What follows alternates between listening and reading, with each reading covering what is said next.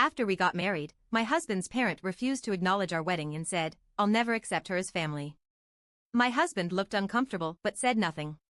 I smiled, pulled out a set of papers, and said, "Perfect, because I just legally removed you from ours." Their smug expression vanished instantly. We were still in our wedding attire when it happened. I was standing in my in-laws' living room, the lace of my dress brushing against their spotless hardwood floors. The air was thick with tension, and the silence that followed their words felt like it could crush me. "I'll never accept her as family," my husband's mother, Margaret, said, her voice dripping with disdain. His father, Richard, nodded. "As far as we're concerned, this marriage never happened. She means nothing to us." I felt my husband's fingers tighten slightly in mine. I turned to look at him, hoping, praying, he would say something, anything to defend me. He hesitated.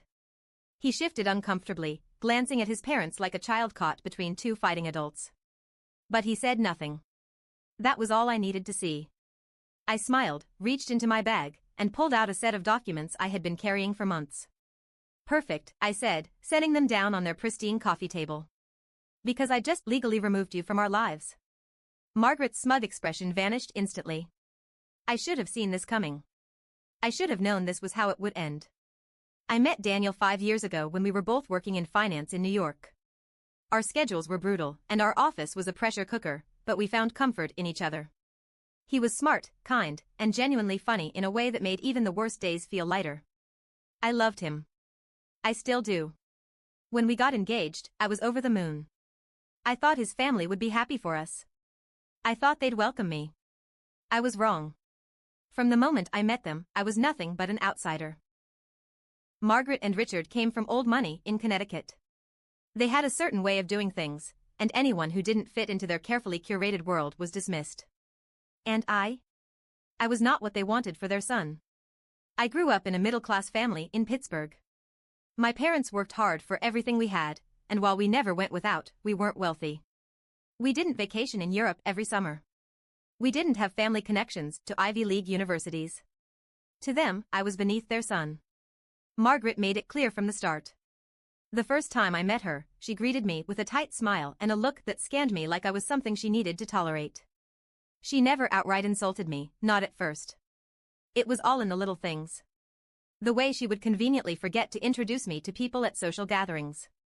The way she corrected me whenever I spoke, as if my words were somehow wrong.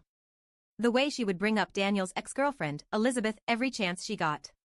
Elizabeth was the ideal daughter-in-law in Margaret's eyes. They still had lunch together.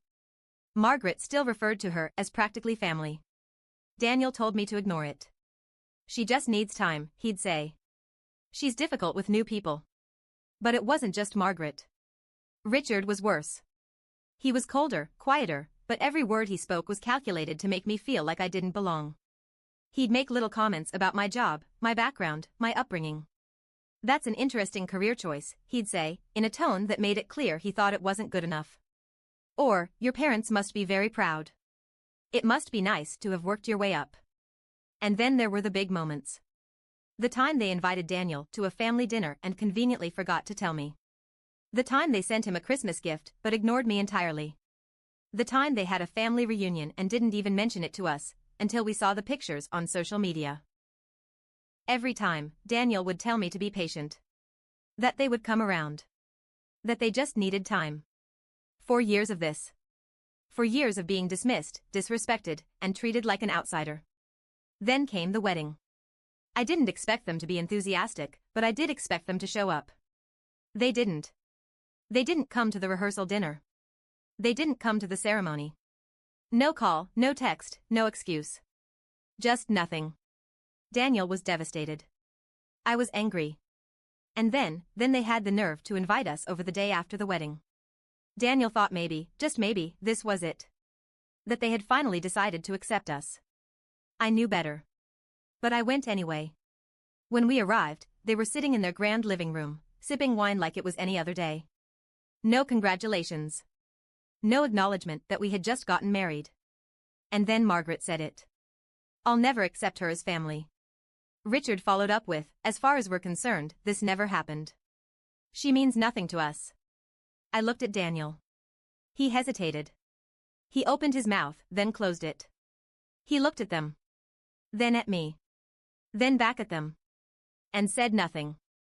I felt something inside me snap. I had spent years trying to be good enough for these people. Years hoping for a shred of kindness, of basic human decency.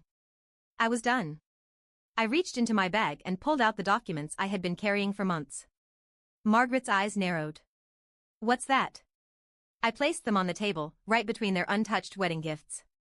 Legal documents, I said. Officially removing you from our lives. Margaret let out a sharp laugh. You can't be serious. Richard scoffed. This is her idea, isn't it? He turned to Daniel, shaking his head. She's manipulating you. Daniel didn't respond. Margaret snatched up the papers and started reading. I watched as her face changed. The smugness disappeared. Her mouth pressed into a thin line. What the hell is this, she muttered. Richard grabbed the papers from her and skimmed through them. His expression darkened. This, I said, voice steady, is a legal declaration of no contact. From this moment forward, you have no place in our lives. Silence. And then Margaret's face crumpled. Danny, she said, her voice suddenly softer. Sweetheart, you don't have to do this. We love you. Funny how quickly things changed. Richard was glaring at me, his jaw clenched so tightly I thought his teeth might break. You think you can just erase us, he growled. I met his gaze, unfazed. You erased me first. Margaret reached for Daniel's hand. Please. Don't let her do this. Daniel swallowed hard. His grip on my hand tightened. And then, for the first time in his life, he chose me. I think this is for the best, he said quietly. Margaret gasped like he had slapped her. Richard stood abruptly, his chair scraping against the floor. If you walk out that door, don't ever come back. Daniel hesitated. And then he turned toward me. My heart pounded. And then, Daniel turned to me. His parents were watching, waiting, their faces frozen in disbelief. His mother's hand was still stretched toward him, her fingers trembling slightly. His father stood rigid, his jaw tight. I could feel Daniel's hesitation. His grip on my hand tightened for a moment, then loosened. His eyes flickered between me and them, his breathing shallow. For a second, I thought he was going to waver. That he was going to turn back. Then, he took a deep breath and faced them. We're leaving. His mother's lips parted, like she was about to say something. But no words came out. His father wasn't so silent. If you walk out that door, don't ever come back, he said, his voice like steel. Daniel swallowed hard. And then we left. Neither of us spoke in the car. Daniel kept his hands on the wheel, eyes fixed on the road, his face blank. I sat beside him, watching the city lights blur past the window. My heart was still racing, adrenaline coursing through me. I had imagined this moment so many times. I thought it would feel like freedom. Like breaking chains. But instead, it felt heavy. Daniel had just cut off his family. No matter how toxic they had been, they were still his parents. And despite everything, part of me wondered if he would resent me for it. When we got home, he went straight to the bedroom without a word. I didn't follow. I gave him space, knowing that whatever was going on in his head, he had to work through it himself. But that night, he didn't hold me. And in the morning, he was gone. I woke up to an empty bed. Daniel's suit from last night was crumpled on the chair, his wedding ring on the nightstand. But he was nowhere to be found. Panic gripped me. I grabbed my phone and called him. No answer. I texted. Where are you? Nothing. By noon, I was pacing the apartment. Had he gone back to them? Had he changed his mind? It wasn't until late afternoon that he finally walked through the door. He looked exhausted. His tie was gone, his shirt wrinkled, dark circles under his eyes. He didn't say anything as he set his keys down on the counter. Where were you? I asked. He sighed. I just needed to think. I studied him, my chest tightening. You went to see them, didn't you? He didn't answer right away. Finally, he nodded. Yeah. My stomach dropped. What did they say? He let out a bitter laugh. The same thing they always do. That I'm making a mistake. That you've manipulated me. That I'm ruining my life. I clenched my fists. And what do you think? He looked at me then, his eyes filled with something I couldn't quite read. I don't know. The words hit me like a punch to the gut. The next few weeks were tense.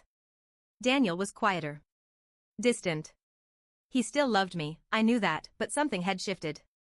And then the messages started. First, it was his mother. Margaret, Daniel, I know you're upset. Please, just come home and talk. Margaret.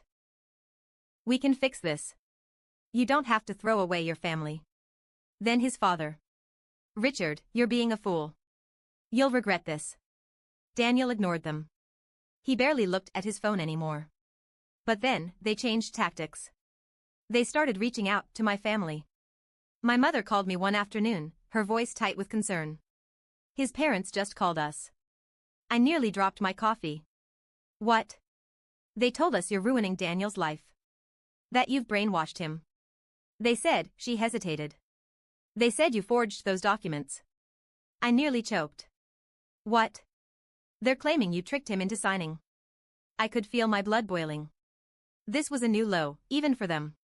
They're desperate, I said, trying to steady my voice. They know they lost, so they're trying to make me look like the villain. My mother hesitated. Are you sure Daniel is really okay with all this? That question stung. Of course he is, I said quickly. He's the one who made the choice. But even as I said it, doubt started creeping in. I confronted Daniel that night. Your parents called my family. He was sitting on the couch, staring blankly at the TV. Yeah. I frowned. You knew? They called me, too. I inhaled sharply. And? He rubbed his face. I don't know, okay? They're still my parents. They don't act like it. He let out a bitter laugh. Yeah? And what about your parents? Are you seriously okay with them being dragged into this? My breath hitched. That's not the same. He stood up abruptly. Isn't it? We just cut them off, like they don't exist. Maybe they were horrible, but they raised me. I felt my chest tighten. What are you saying? He sighed, running a hand through his hair. I don't know if I can do this. The room spun. What? My voice came out barely above a whisper. I don't know if I can just pretend they don't exist. I felt the weight of his words press down on me. For the first time, I realized something terrifying. I had been so focused on cutting them off, on making a clean break, that I never considered what that meant for him. I thought we were on the same page.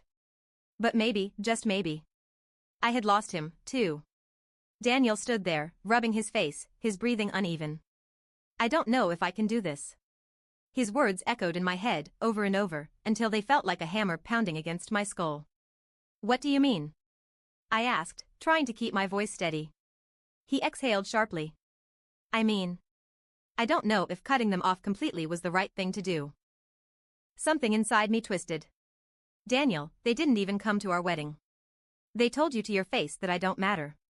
They went behind our backs and tried to turn my own family against me. What part of that is okay to you? He flinched. I'm not saying it's okay. Then what are you saying? He hesitated. They're still my parents. I stared at him, my stomach sinking. So, what? My voice was quiet now, a dangerous kind of calm. You want to go back to them? I don't know, he muttered, shaking his head. I just need time to think. Time. After everything we'd been through, after all the hell his parents had put me through, he needed time. I didn't say another word. I just turned and walked to the bedroom, slamming the door behind me. I didn't sleep that night. For the next few days, Daniel was distant. He went to work, came home, ate dinner, and barely spoke. I told myself he just needed space. That he'd come back to me. That we'd figure this out. But then, I saw the message. It was a Saturday morning. Daniel was in the shower, and his phone buzzed on the nightstand. I wouldn't have checked it. I never did. But something, told me to look. I picked up his phone. It was unlocked. And right there, at the top of his messages, was a text from Margaret. Margaret, thank you for coming to see us yesterday. We know this is hard on you. You'll always be our son. My heart stopped. Yesterday. He had gone back to them. And he hadn't told me. I scrolled up. The messages had been wiped clean, except for that one. I stood there, staring at the screen, my whole body trembling. When Daniel walked out of the bathroom, towel around his waist, he froze the moment he saw me holding his phone. I looked up at him, my hands shaking. You went to see them? His face paled. It's not what you think. Oh, really? My voice was sharp, cold. Because it looks like you went behind my back to see the people who have done nothing but disrespect me. He ran a hand through his wet hair, sighing. I just needed to talk to them. And you didn't think to tell me? I knew you'd react like this, he snapped. I let out a hollow laugh. You lied to me, Daniel. How did you think I'd react? Silence. I could see the guilt in his eyes. But it wasn't enough. Did you tell them you regret cutting them off? I asked. He hesitated. And that hesitation told me everything. I nodded slowly, my throat tightening. Got it. I set his phone down and walked past him. Wait, where are you going? He asked, reaching for my arm. I yanked away. I need air. And then I left. I didn't know where I was going. I just walked. It wasn't until I found myself standing outside a coffee shop that I realized what I needed to do. I pulled out my phone and made a call. 20 minutes later, I was sitting across from Elizabeth, Daniel's ex. She looked surprised when she saw me. I wasn't expecting this, she said, sipping her coffee. Neither was I admitted. She raised an eyebrow. So, what's going on? I took a deep breath. Tell me about his parents. Elizabeth tilted her head. Why? I leaned forward. Because I need to know what I'm really dealing with. She studied me for a moment, then sighed. You're not the first one they've tried to get rid of, you know. I stiffened. What do you mean? She stirred her coffee absent-mindedly. They hated me, too. Not as much as they hate you, but they didn't approve of me either. Margaret used to tell Daniel I was too soft. That I wasn't ambitious enough. That I wasn't what a thorn should marry. I frowned. Then why do they like you now? She smirked bitterly. Because I left. My stomach twisted. They broke me, she continued. They turned Daniel against me, made him second-guess everything. And when I finally had enough and walked away, that's when they decided I was one of them. I swallowed hard. So, what are you saying? She leaned forward, her eyes sharp. I'm saying, they're playing the long game. They want you to leave. They're getting in his head, making him doubt you, waiting for you to break. I felt my chest tighten. They won't stop, she said. They'll push until you're gone. And when you finally give up, when you finally walk away? That's when they'll pull him back in. I exhaled shakily. I had thought cutting them off would be the end of this. But now, I realized. It was only the beginning. When I got home, Daniel was sitting at the kitchen table, staring at his phone. He looked up when I walked in, relief flooding his face. I was getting worried, he said, standing up. Where did you go? I dropped my purse on the counter. I had coffee with Elizabeth. He froze. What? I crossed my arms. She told me everything. His jaw clenched. Why would you go to her? Because I needed to hear the truth. I took a step closer. Tell me, Daniel. Are they winning? Are they getting in your head? He swallowed hard. I kept going. Are you waiting for me to walk away, so you don't have to be the one to make the choice? His eyes flashed with something, guilt, anger, fear. I don't want to lose you, he whispered. I stared at him.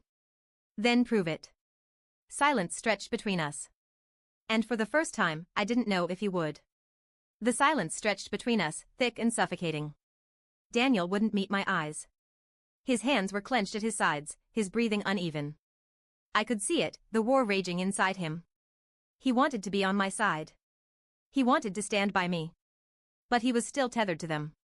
Daniel, I said softly, I need to hear you say it. Are they getting in your head? He swallowed hard. I don't know. I exhaled sharply, my chest tightening. You don't know? His voice wavered. I love you. But they're my parents.